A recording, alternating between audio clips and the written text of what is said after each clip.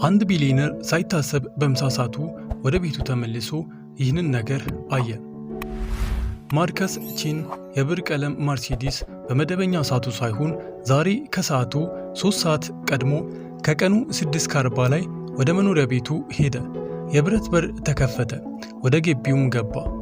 የ28 ዓመቱ ቢሊየነር እና ዋና ስራ አስፈጻሚ በጠዋቱ ከባድ ድርድር ምክንያት ራሱን ለሚያመው ህመም ማስታገሻ ይሆን ዘንድ ጥቁር ሰማያዊ ከረባት ላላ አደረገ። ለማንም ሳይናገር ነበር ስራውን ቀድሞ ትቶ የወጣው። ምንም ማስጠንቀቂያ ሆነ ማሳወቂያ አልነበረም። ዝም ብሎ ወደ ቤቱ የመሄድ ከፍተኛ ፍላጎት ብቻ ነበር ያደረበት። ሰላም ቤተሰቦቼ እንደምን አላችሁልኝ?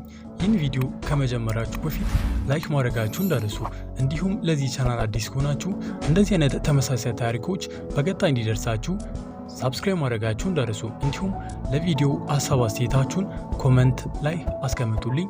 በቀጣይ ከዚህ በተሻለም ባሪፍ ቪዲዮ እንገናኛለን። እናም ወደ ታሪካችን እንመለስ። ወደ መኖሪያ ቤቱ ከደረሰ በኋላ መኪናው ወደ ግቢ ሲገባ ልቡን እንዲቆም ያደረገ ነገር ተመለከተ። ወጣቷ ሰራተኛ ኤሊና በድንገት በሩ አቅራቢያ አስፋልት ላይ ወድቃለች። ጥቁርና ነጭ ዩኒፎርሟ በቆሻሻ ተለውሷል። ምንም አትንቀሳቀስም ነበር። ከሷ አጠገብ የቆሙ በከፍተኛ ፍርሃት የሚጮሁና የሚያለቅሱ ደግሞ 2 ትናንሽ ወንዶች ልጆች ነበሩ። አንደኛው ቢጫ ቲሸርት ከቁምጣ ጋር፣ ሌላኛው ደግሞ ቀይና ሰማያዊ መስመር ያለውን ቲሸርት ከጅንስ ቁምጣ ጋር የለበሱ ይታያሉ። እነዚህም የራሱ የቢሊየነሩ ልጆች ነበሩ። ማርከስም መኪናውን አቁሞ ወደ እነሱ ሮጠ። ማቴዎ ዲያጎ ብሎ ጮኸ። ቢጫ ቲሸርት የለበሰው ማቴዎ እንባው በፊቱ ላይ እየፈሰሰ ወደ አባቱ ተመለከተ። ዳዲ ዳዲ እያለ ሚስ ሊና የሆነ ነገር ሆናለች፣ አልነቃህ አለች እያለ ያለቅስ ጀመር። ማርከስ ከሊና አጠገብ ተንበረከከ። እጆቹ የተንቀጠቀጡ የልብ ምቷን አረጋገጠ። የልብ ምቷ ደካማ ቢሆንም አለ።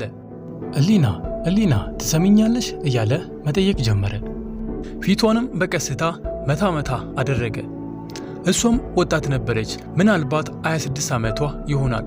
ቆዳዋ ግን እንደ ሬሳ የገረጠና የቀዘቀዘ ነበር። የሰራተኛ ዩኒፎርሟ ቀጭን ሰውነቷ ላይ ተንጠልጥሏል። ይህንንም ከዚህ በፊት አስተውሎ አያውቅም ነበር። ምን ተፈጠረ ሲል ማርከስ በድንጋጤ ስልኩን እያወጣ ጠየቃቸው። ልጆቹም አንተን እየጠበቅን በሩ ጋር እየተጫወትን ነበር አለ ዲያጎ እያለቀሰ። ሚስ ሊና ውሃ ልታመጣልን ወጣች። ከዚያም የማዞር ስሜት ይሰማኛል አለች። ከዚያም ዝም ብላ ወደቀች እያለ ማልቀስ ጀመረ። ማርከስም ወደ 911 ደወለ። አምቡላንስ አሁኑኑ እፈልጋለሁ። በሊሞንቲ ስቴት አንዲት ወጣት በሃያዎቹ አጋማሽ ያለች ራሷን ስታለች። የልብ ምቷ ደካማ ነው። ቆዳዋ ቀዝቅዟል። አስቸኳይ የሕክምና እርዳታ ያስፈልጋታል አለ። አምቡላንሱም በ6 ደቂቃ ውስጥ እንደሚደርስ ተነገረለት። ማርከስ አሁን 4 ዓመት የሆናቸውን እና ብዙም የማይገናኙትን መንትያ ልጆቹን ተመለከተ። ፊታቸው በእንባና በፍርሃት ተሞልቷል። ለመጨረሻ ጊዜ በትክክል ያያቸው መች ነበር? ለመጨረሻ ጊዜ ጨለማ ሳይሆን ወደ ቤቱ የገባው መች ነበር? ይህም በጣም ቆይቷል። ይህንንም ሲያስተውል አዘነ ማርከስ። ዳዲ ሚስ ሊና ልትሞት ነው ሲል ማቴዎ በለሰለሰ አንደበቱ ጠየቀው። አይ ልጄ አትሞቱም፣ ቃል እገባለሁ አለው። ማርከስ የሊናን ጭንቅላት በቀስታ ደገፈ። በዚያ ጊዜ ነበር እጆቿን የተመለከተው። እጆቿ ሻክረው ተሰነጣጥቀውና ደምተው ነበር። ይህም ከአቅም በላይ ስራ የሰራ ሰው እጅ ይመስላል። ድንገት ማርከስ አንድ ነገር ትዝ አለው። በጸጸትም ተመታ። ከ2 ሳምንት በፊት በበጀት ማስተካከያ ስም 5ቱን የቤት ሰራተኞችን አባሮ ነበር። ግን ውሸት ነበር። ድርጅቱ ከመቼውም ጊዜ በላይ ትርፋማ ነበር። እሱ ግን ለባለቤቶቹ ያለፈውን ትርፍ ለማሳየት ወጪ ለመቀነስ ፈልጎ ነበር። ሊናን ያስቀራት እሷ በጣም ለምና ስለነበረች ነው።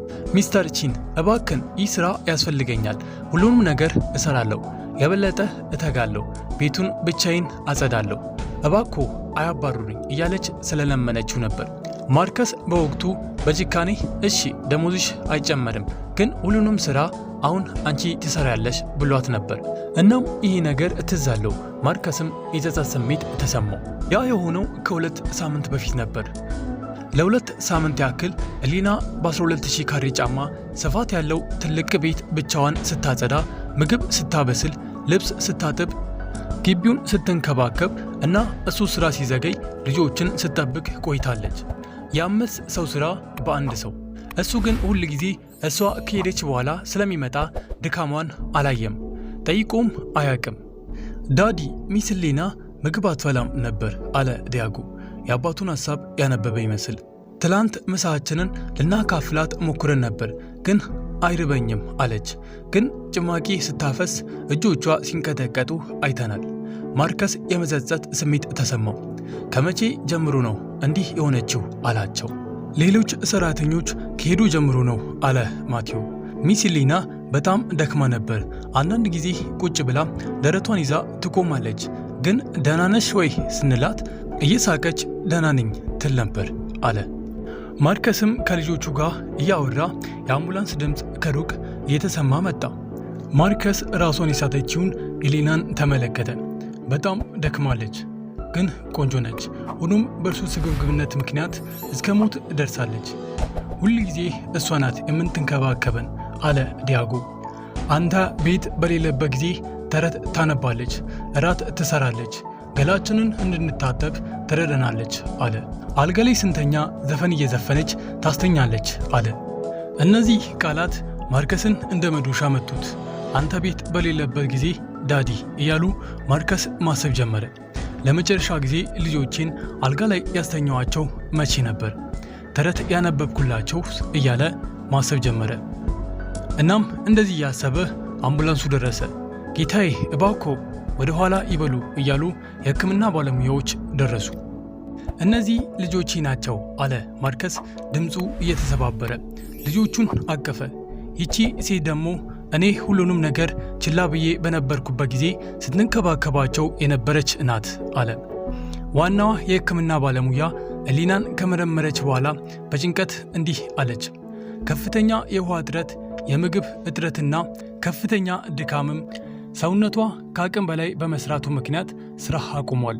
ለምን ያህል ጊዜ ነው እንዲህ ስትሰራ የነበረችው አለች ዶክተሯ። 2 ሳምንት ሲል ማርከስ በአፍረት መለሰ። ሌሎች ሰራተኞች አባረሬ ሁሉንም ስራ ብቻዋን ትሰራ ነበር። የሕክምና ባለሙያዋ ፊቷ ተቆረ። ጌታዬ ይቺ ሴት ራሷን እስከ ሞት ድረስ ስትሰራ ነበር። የውስጥ አካላቷ ስራ ያቆሙ ነው። አሁኑኑ ሆስፒታል መሄድ አለባት አለች ባለሙያዋ። እናም ከዚህ በኋላ ኤሊናን ወደ አምቡላንሱ ሲጭኗት ከኪሷ አንድ የታተፈ ወረቀት ወደቀ። ማርከስ አነሳው። ወረቀቱም በስፒኒሽ የተጻፈ ደብዳቤ ነበር። ልጄ ሆይ እባክሽ ገንዘብ ያስፈልገኛል የሚል ጥቂት ቃላት ተረዳ። የኤሊና እናት እርዳታ ያስፈልጋት ነበር። ኤሊና ግን ተጨማሪ ገንዘብ ከመጠየቅ ይልቅ የ5 ሰው ሥራ በአንድ ሰው ደሞዝ እየሰራች ራሷን ለመግደል ደርሳ ነበር። ዳዲ እባከን ሚስ ኤሊና እንዳትሞትብን አለ ማቴዎ እያለቀሰ። እሷ ብቻ ናት የምትንከባከበን፣ እሷ ብቻ ናት የምትወደን። እነዚህ ቃላት ማርከስን አደቀቁ። የገዛ ልጆቹ የምትወደን እሷ ብቻ ናት እያሉ ነው። እኔም አብሬያችሁ ወደ ሆስፒታል እሄዳለሁ አለ ማርከስ። ከሄዱም በኋላ ሆስፒታል ውስጥ ማርከስ ከልጆቹ ጋር ሆኖ ይጠብቅ ነበር። ከሚስቱ ከተለየ ከ4 ዓመት በኋላ ለመጀመሪያ ጊዜ ልጆችን አቀፋቸው። ዶክተር ፓቲል ወጥቶ ሚስ ኤሊና አሁን ደህና ናት፣ ግን ሁኔታዋ አስጊ ነው አለ። በቀን 18 ሰዓት በሳምንት 7 ቀን ስትሰራ ነበር። ደሞዟን በሙሉ ሜክሲኮ ላለችው እናቷ የካንሰር ሕክምና ትልክ ነበር። በ2 ቀን አንድ ብቻ ትመገብ ነበር። እናም ሰውነቷ መጨረሻ ላይ ደከመ አለ ዶክተሩ። ማርከስ ይህንን ሲሰማ መተንፈስ አቃተው። ለምን አልነገረችኝም አለ። ዶክተሩም አንተ ደህና ነሽ ወይ ብለህ ጠይቃት ታውቃለህ ሲል መለሰለት። ማርከስ መልስ አልነበረውም። ወደ ክፍሏ ሲገቡ ልጆችን ስታይ አለቀሰች። ልጆቼ ይቅርታ አድርጉልኝ ስላስደነገጥኳችሁ አለች። ማቴዎ እና ዲያጎ አልጋዋ ላይ ወጥተው አቀፏት። እሷም ሚስተር ቺን ይቅርታ፣ ስራዬን በአግባቡ አልተወጣውም አለች። ከፈለጉ አባሩኝ፣ ግን ለእናቴ የምልከውን የ1 ሳምንት ደሞዝ ብቻ ስጡኝ አለች በድንጋጤ። እያወራች በቃሽ ኤሊና አለ ማርከስ እያለቀሰ። አንቺ አልወደቅሽም፣ የወደቅኩት እኔ ነኝ። እንደ ሰውም እንደ አባትም ወድቄያለሁ። ገንዘብ ለመቆጠብ ሰዎችን አባረርኩ፣ አንቺንም ለሞት ዳረግኩሽ። ከልጆቼ ይልቅ ስራዬን መረጥኩኝ። እጇን ይዞ እንዲህ አላት፣ ከእንግዲህ አንቺ ሰራተኛዬ አይደለሽም። እንደተንከባከብሽ ሁሉ እኔም እንከባከብሻለሁ። የእናትሽን የካንሰር ሕክምና ወጪ ዛሬውኑ ሙሉ በሙሉ ይከፈላል። በቤቴ ውስጥ ባለ 3 መኝታ ክፍል የእንግዳ ማረፊያ በነፃ ትኖሪያለሽ አለ። እሊና በድንጋጤ አልችልም አለች። ማርከስ ግን ትችያለሽ። የልጆቼ እናት ከሄደች ጀምሮ እኔ ገንዘብ ለብቻ ትኩረት አደርግ ነበር። አንቺ ግን በፍቅርና በእንክብካቤ እናት ሆንሽላቸው። አሁንም የምጠይቅሽ የልጆቼ እውነተኛ ሞግዚት እንድትሆኚ ነው። በጥሩ ደሞዝና ጥቅም እናትሽም ከኛ ጋር መኖር ትችላለች። ሰራተኞቹ መልሼ እቀጥራለሁ። አንቺም ዳግመኛ አታርጊም። እባክሽ የተሻለ አባት እንድሆን እርጅኝ አላት ማርከስ። ሊናም ልጆቹን አቅፋ ከልብ ነው አለች። በሙሉ ቃሌ ነው አለ ማርከስ። ከእንግዲህ በየሰዓቱ ወደ ቤት እመለሳለሁ። ዳዲ ትልቅ ስህተት ሰርቶ ነበር። እናንተ እንደምታስፈልጉኝ ዘንግቼ ነበር፣ ግን ሚስ ሊና አስታወሰችኝ። ዳግመኛ አልረሳችሁም አላቸው። ልጆቹንም አባታቸውን አቀፉ። በዚያን ቀን ማርከስ ሳይታሰብ ወደ ቤት በመመለሱ ያጣውን ነገር አገኘ።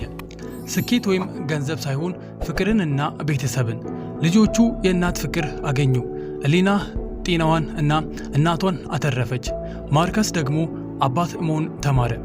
አንዳንድ ጊዜ ሳይታሰብ ወደ ቤት መመለስ ሁሉንም ነገር ይለውጣል። እናም ቤተሰቦቼ የዛሬው ታሪካችን ይህን ይመስላል። ይህ ታሪክ ልቦን ከነካ እባክዎ ለሌሎች ያካፍሉ። እናም እርስዎ በማርከስ ቦታ ቢሆኑ ምን ታደርጉ ነበር? አስተያየቶን ከስር ይጻፉልኝ። ለቻናሉም አዲስ ከሆናችሁ ቻናሉን ሳብስክራይብ ማድረጋችሁ እንዳትረሱ። ይህንን ቪዲዮ ደግሞ ላይክ አድርጉልኝ። በቀጣይ ከዚህ በተሻለ ባሪ ቪዲዮ እስከምንገናኝ ድረስ ሰላማችሁን ያብዛልኝ።